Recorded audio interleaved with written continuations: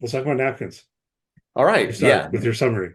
Napkins, episode 6 of season 3, written by Catherine Shatina, directed in her directorial debut by Ayo Edebiri, who plays Chef Sydney. After 15 years of working as a payroll clerk, Tina is laid off from her job at a terrible time financially for her entire family. Tina tries unsuccessfully to get a job all over Chicago, but she has no college degree. She has limited skills. The world seems to have gotten a lot younger and a lot hungrier with the people that she's competing with for jobs. After a rejection, she stops at the Beef, and Richie gets her a coffee and offers Tina a free sandwich. And she is able, while having that sandwich, to have a conversation with Mikey about just how cruel and awful the world has been to them. Both see the value in their work, both which wanted as something to help support themselves and their families. They love the routine, but more than that, they love the people that they work with. At the end of this conversation, Tina is offered a job as a line cook at the Beef, and she accepts. Again, one of these episodes outside of the restaurant. This one Mhm. is not so much real time as the other ones we've seen, like Forks and like Copenhagen and others that sort of happen at the as we are going along the timeline. This one takes a look back several years. And I think I wrote that after getting a lot of Tina in culinary school last year, I wasn't sure we'd get a Tina standalone episode. But this is a really interesting part to add to her journey, and probably my favorite episode of the season. Yeah. I mean, I don't know if it's my favorite episode of the season or if that's Ice Chips. We can revisit that after we talk about that one. But we're talking about napkins first. Um, and I really did think it was a powerful episode. I will admit, in the first time watching it, to a little bit of confusion as it began because it wasn't super signposted that it was a flashback episode. Yeah, I it's like guess there's they wanted us also, to find out because of her hair, right? That's kind of the thing. yeah, I guess. And I also, I kind of thought that she'd been working at the Beef for longer, Hmm. although I guess it is in here that this is happening in 2018, and I think the current timeline is basically 2023. Yeah, so she was there for So, 4 or 5 years. Yeah. yeah, 4 or 5 years. That is a good amount of time. So, Hmm. okay, fair enough. Um, Really compelling, really great to see that scene between her and Mikey. In particular, I don't know where to start exactly. I mean, her job search, the fact that she lost her job. There's commentary going on here Yeah. in relation to this experience that she has about. The I was trying to think about when did this happen in relation to various, whether it's economic downturns or things happening, but it just seemed like she's working for this not mom and pop type place, but this is a small local manufacturer that just fell in hard times, had to bring in 4 or 5 of their, maybe what, 30 employees and lay them off at one point. But I think it's just meant, particularly as it sort of is juxtaposed against showing her family, just for working class in Chicago. I think they're really trying to sort of show just how hard that can be when, Chicago we've talked about is definitely a character in this show, and I just found that it trying to be a real honest look at, yeah, this is just sort of middle class, barely getting by. This is a really tough place to do it. Yeah, and I mean, I don't think that there's any broad scale excuse like a recession or financial Yeah. crisis to be appealed to. But to me, that's sort of the point is that this is just kind of distressingly normal Hmm. that at this point you could work at this company for 15 years and just all of a sudden one day be laid off because, well, they decided that they needed to do that. Yeah. Yeah. They decided they needed to cut costs in this way by laying you off. So sorry, right? Yeah. But they're not. Yeah, I don't know, man. I don't think they're not sorry. And Right. many times you have to know the details, of course, of the specific situation and so on. But it doesn't tend to land for me terribly well when over and over here again I hear this company say, "Well, we had to do it, like we had Yeah. no choice whatsoever." It's like, oh, Yeah. really? You had no choice. How much does your CEO make every year? Exactly. Exactly. Um, Eat the rich. Anyway, um, but then part of what's interesting about it, and man, I don't know what it would be like for me. It's been a while since I've engaged in this kind of job search myself, but I think Mhm. that's part of what was striking is the difference between looking for a job even in the early aughts. Well, so it would be like 2003 that she got the Yep. job at this chocolate factory. Yep. And now in the broad sense, because I think in the broad sense, 2018 manages to get in there as relevantly now. You know, well, you go on LinkedIn and Hmm. all of these things like what's a LinkedIn? You know what I mean? Like she's trying to go around giving people a paper resume and the way in which the world just doesn't work and she doesn't understand. But she has the discipline to get up every day at 6 a.m. and start her job search. And Yep. kudos to Tina. Every time I've been unemployed, I have been far worse than this. Yeah, I was gonna say it's been a long time since I've had to do a substantial job search, and I found myself, this one I think a couple of times when she's doing the job search, and then later we'll talk about conversations with Mikey. I forgot this is fiction. This is a show, right? They do such a good job of making you sympathetic to what Tina is going through and how hard it is, and it just made me think like, oh my gosh, I'm so glad that I've not had to do something like this. You connect with her so much, whether you've had to go through that process or not, because you just sort of like the fundamental. All I want to do is just help my family as we're struggling financially. Everybody's had that scenario happen, and so it's so powerful. I think they did a good job sort of raising those stakes emotionally. Absolutely. I mean, it is a terrible experience if you've gone Yeah. through a protracted job search and all of this, okay, it doesn't work out. And, I saw someone on social media, or whatever, quipping, that they should make it so that putting in effort to look for a job has different results from not putting in any effort to look for a job. Yeah, right. Because that can happen. You work so hard like Tina's doing here, and you get nothing, right? Yeah. Yeah. I wanted to say a couple things about her husband. You pointed out that Yeah. this is her real life husband, first of all. Yeah, this Angel. is. So I mean there's a clear connection there because they are in fact married. Yeah. Well, I recognized him as Angel Batista from Dexter. That Um, he's been in some other things. I think he was in means Oz. nothing to me. Yeah. Um, but the other thing I wanted to say about his character is, particularly when I was rewatching it last night, preparing for our podcast today, it was just so striking to me how supportive he is, the character. Just like Hmm. what a good husband he is, actually. Yes. Tina's got a good husband.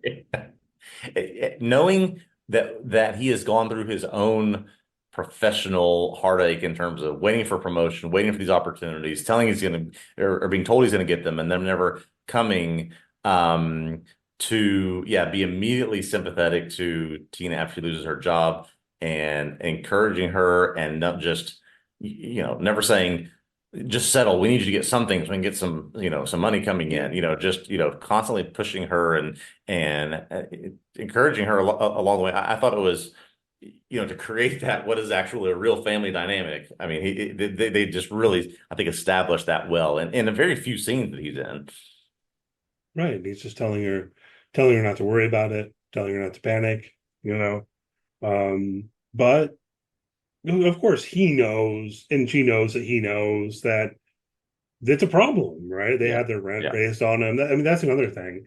People haven't had this experience of just all of a sudden out of the blue one day your landlord tells you your rent's going to go up and you can either pay it or leave. yeah, That's no fun either. I've had that experience myself in New York City where I was like, I cannot actually afford $300 more a month, yeah, and we have to figure something else out, right? But yeah. they want to keep this apartment. They need to keep this apartment. Everyone to put that, and so we should talk about what happens when she goes to the beef a bit more, right? Napkins. It comes from the fact that Mikey's restocking napkins as Hmm. notices that Tina's crying. Yeah. And then they have a really poignant conversation. Thoughts on this?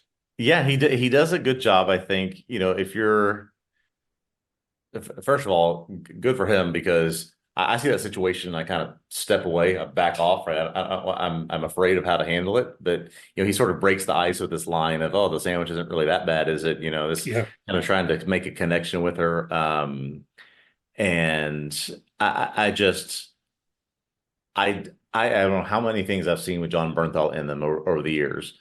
This might be my favorite, this conversation that he has with him. I mean, he looks like someone who is not acting, who is really going through this and is really connecting with her and understands that, yeah, I may have a job and you may not, but we're going through some of the same crap and we are just trying to get by and help people that we know get by. It just I mean, I frankly just fell in love with this conversation and thought both of them were brilliant. I mean, it's my favorite part of the season, this one particular conversation. You know, I know I agree. Bertholt's great here. And the depth of it, in terms of, I'm struggling to get to the point I want to make, I guess. The way they talk about sort of not having dreams. Hmm. I don't need to be inspired. Or Mikey talks about that field trip or whatever he took when he was a kid and he saw all these Yeah. floors and all these different businesses and he thought, oh, that's never going to be me. Um, yeah, and I almost don't quite know what to say about this. It's really got me thinking about that, how culturally I feel like things have really gone into a direction of that not quite feeling acceptable Yeah. almost. Like Yeah. you're supposed to have dreams, you're supposed to have inspiration, you're supposed to hustle. Yeah. Everyone got to hustle, you know. And that their position is sort of like I would prefer not to, you know. Yeah. I'm willing to Eh, work. Tina's position is I want to work. Give me a job. I don't care what it is. I want a yeah. routine. I want a paycheck. Yeah. That's it, right? I'll cook whatever, I'll wash a dish, I'll clean a floor. I think it's quite interesting and certainly not coincidental that they bring up Carmi in the midst of the conversation. He gets the photo from the dish that Carmi sends him. And so it sort of uses it as a launching pad for there are people who have dreams, who have goals, who are excellent at those things, who know how to pursue them, who are dedicated to achieve them. And there's some people that just want the nobility of working hard and being able to provide, right? I think that what they're doing is they're putting those two things on equal level and saying, you don't have to be Carmi. You can be just someone who chooses to work hard and earns a living and takes care of people, and that's just as noble as and maybe just as impressive as being able to create some sort of magnificent avant-garde dish that no one's ever seen before. Yeah, there's real. I like the word you chose there, nobility.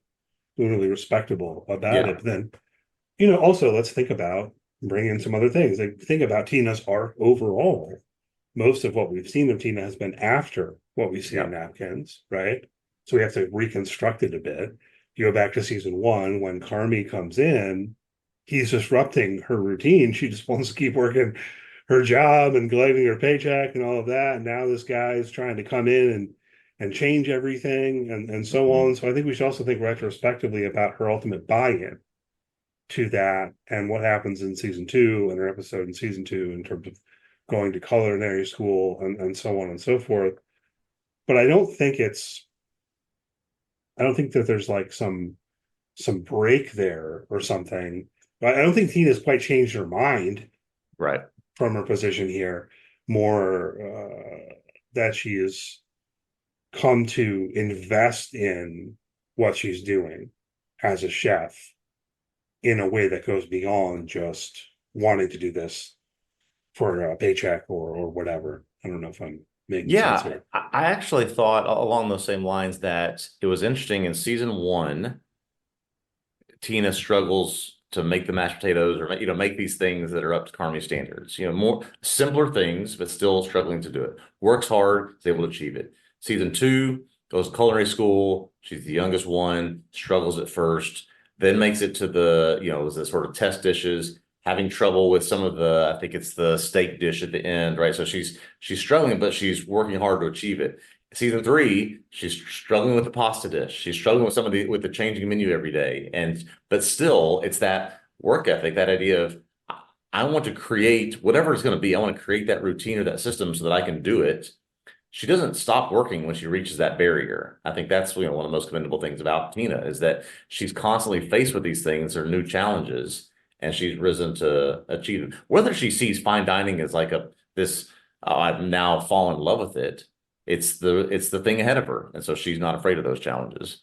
Right. And I think, her buy-in is at the level of this is what I'm doing. I'm going to do it well. I'm going to do a good job. And that works for her. And you do get that contrast between her and Ibrahim. We think back to Yeah. season 2, who's also sent to culinary school and drops out. He's just like, Yep. not for me. You know what I mean? They've brought him along as the sandwich window guy, so he still has a place in the business ultimately. But there is a kind of disjunction. And I don't think by any means Abraham is lazy or anything like that. No, he's willing to work. He's just like this Yeah. highfalutin, this is not me. Right. So I don't Right. know. I just think it's interesting to think about how we have seen Tina buy into that notion of excellence Yes. that's kind of going beyond just, hey, I want a job, I want a routine, I need money. Yeah. Yeah. And I've seen some commentary that, oh, yeah, this is all sort of set up serendipitously. She lost the job so she could be at the beef and she could have the sandwich and have the conversation and get the job. And it's like, I didn't read it that way that, oh, this job loss had to happen so that she could find her, her passion, her career. It's more just,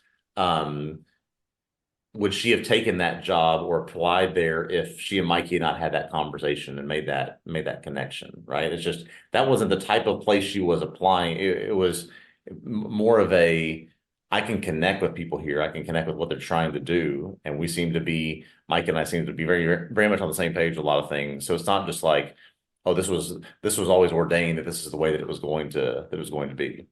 Yeah, I didn't really read it that way. I mean, if people are saying, "Oh, is it a little bit too convenient or something?" It's like I don't know, man. Yeah. I'm watching a TV show. What do you want? Um, but if you think about it, no, Tina would have been more than happy to just keep working the job that she lost. She would have just kept doing that. Yep. Or the one job where that she kind of almost gets, that's almost exactly the same as the job that she lost, but she can't get Hmm. because she doesn't have a bachelor's degree. Right. You know, Right. um, she's desperate by the time that she's coming into the beef. Yeah. And the serendipity, I suppose, would be that they needed an employee. You That's know, right. but okay, it's a story. It's fine. Yeah. And I think that, Um, you shouldn't forget or fail to mention that it can't be an accident, right? Io DeBerry, who directed this, to put in all these cuts and pieces of Tina making food for her family. How right. important that was, right? Cooking dinners in the crock pots, getting David's lunch ready, getting food for Louis to send off to school, making sure that they're taken care of. That was a routine to her, but it was also immensely important. So she can now translate that into what this job is going to be. Probably why she jumped at a chance to do something like that. Yeah. Yeah. No. Good call. That's in there in terms of the importance of food. I don't know what Mikey says about people coming together around food Yeah. and so on. I mean, of course, his story ends. We know how his story ends. It's Hmm. not good. It's tragic. But nice to see his character here as well in this scene, right? Because everything we've gotten of Mikey has been in flashback, Yeah. but it's always been clear that these people really cared about him. Hmm. And it's nice to see why, including Yeah. Tina. I mean, of course, Richie and Natalie, but also Tina, right? Yeah. Um, Exactly. so, Exactly. Yeah. Just great. I mean, anytime that they put scenes with Mikey in, I mean, it's just been really powerful. Most of it, or a lot of it, has been in confrontation with people, or in, a sense of trying to find out more about the struggles and demons that he had. But this is sort of this human performance and just sort of connection performance, I thought was we need that stuff from Mikey. Yeah, absolutely. That's what I was thinking. Good. So other things you want to hit on with napkins? We covered about things I wanted to touch on. We do have a recap on the site, so feel free to check that out. Just some additional thoughts on what was a very good season 3 episode. Right, yeah, go read. Ryan wrote the recap he's referring to. Go read Ryan's write up on napkins.